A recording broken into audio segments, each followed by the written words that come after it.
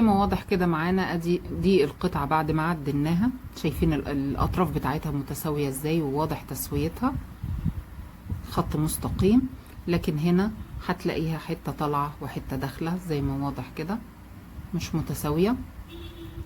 ودي قطعة الكروشيه بعد ما عدلنا فيها الخطوة البسيطة جدا اللي احنا عملناها، وظبطت معانا شغلنا وعدلت معانا الشغل. وزي ما انتوا شايفين بقى خط مستقيم بالشكل ده ومتساوي. السلام عليكم، اهلا وسهلا بكم في قناتي، قناة فن الكروشيه. مرحبا بكم في فيديو جديد لكل محبي الكروشيه.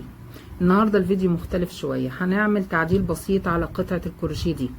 احنا بنعمل قطعة كروشيه بغرزة العمود بلفة، كنا بنعملها بس بنلاقي النتيجة في النهاية مش احسن حاجة، وكانت الجوانب زي ما انتوا شايفين كده ما هيش متساوية، وحتة داخلة وحتة طالعة ومش مظبوطة خالص معانا. النهاردة في الفيديو ان شاء الله هنتعلم ازاي نعمل قطعة الكروشيه دي باسهل طريقة، والنتيجة هتبهركم. ولو عجبكم الفيديو ما تنسوش اللايك والاشتراك في القناة وفعلوا الجرس عشان يوصل لكم كل فيديو جديد بنزله. يلا بينا نشوف الفيديو ونشوف قبل وبعد. في الاول هنعمل عقدة البداية، وبعدين هنرتفع عدد من السلاسل ايا كان عددها على حسب قطعة الكروشيه اللي انت بتستخدميها او اللي انت عاوزاها. هنعمل وليكن 15 غرزة ايا كان عدد السلاسل.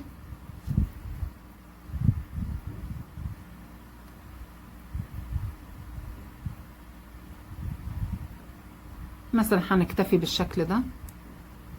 بعد كده احنا كنا علشان نعمل قطعة الكروشيه كنا بنسيب 3 غرز وبندخل في الغرزة الرابعة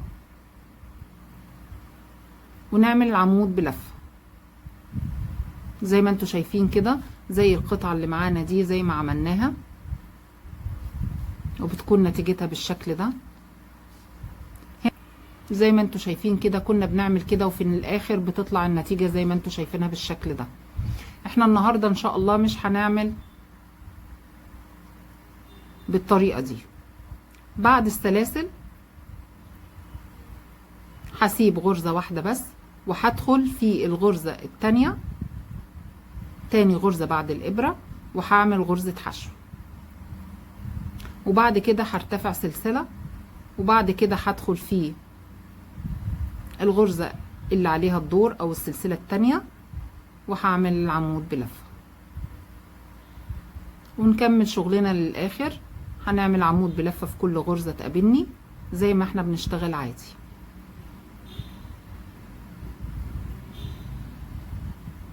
بالشكل ده لغاية ما اخلص السلسلة او العدد السلاسل اللي معايا.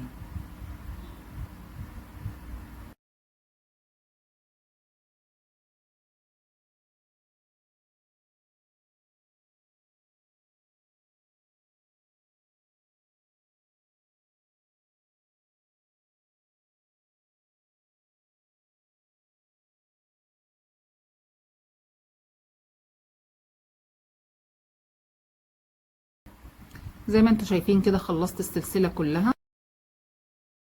هندير شغلنا وهدخل في اول غرزة هتقابلني،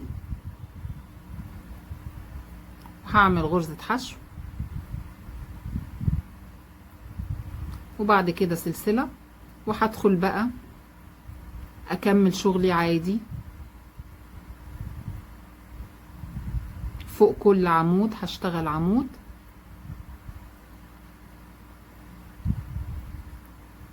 فوق كل عمود عمود لغاية ما اوصل للنهاية.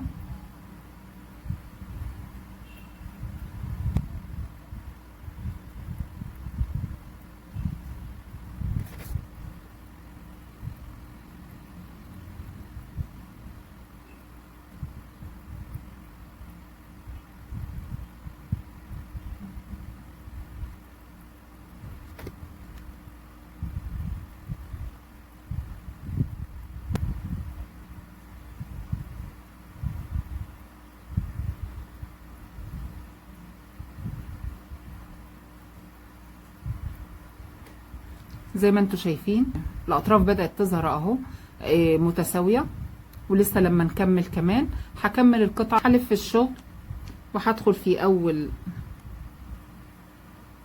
غرزة وهعمل غرزة حشو، وبعد كده هرتفع سلسلة وهكمل شغلي زي ما انا بشتغل فوق كل عمود عمود. زي ما واضح كده معانا ادي دي القطعة بعد ما عدلناها، شايفين الاطراف بتاعتها متساوية ازاي وواضح تسويتها، خط مستقيم.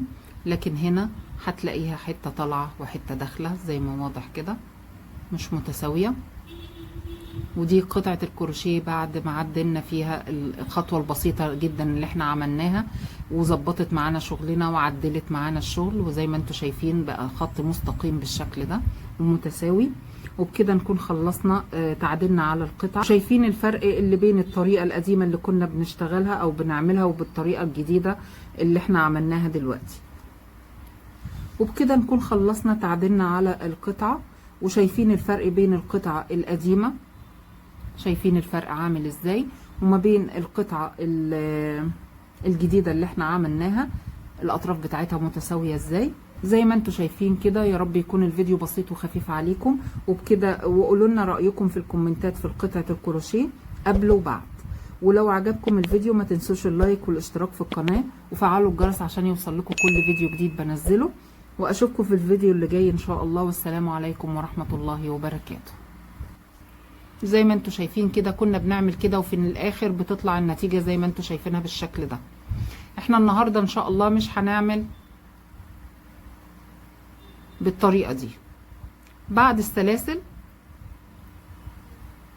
هسيب غرزة واحدة بس، وهدخل في الغرزة التانية، تاني غرزة بعد الابرة، وهعمل غرزة حشو. وبعد كده هرتفع سلسلة، وبعد كده هدخل في الغرزة اللي عليها الدور او السلسلة التانية، وهعمل العمود بلفة، ونكمل شغلنا للاخر. هنعمل عمود بلفة في كل غرزة تقابلني زي ما احنا بنشتغل عادي.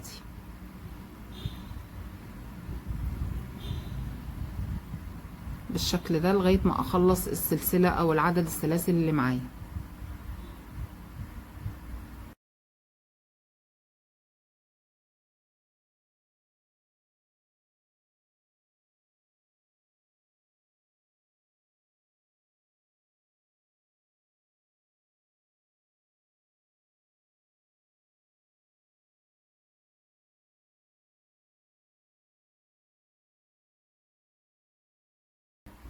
زي ما انتوا شايفين كده خلصت السلسلة كلها.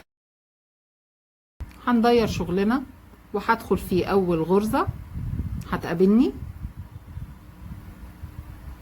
هعمل غرزة حشو،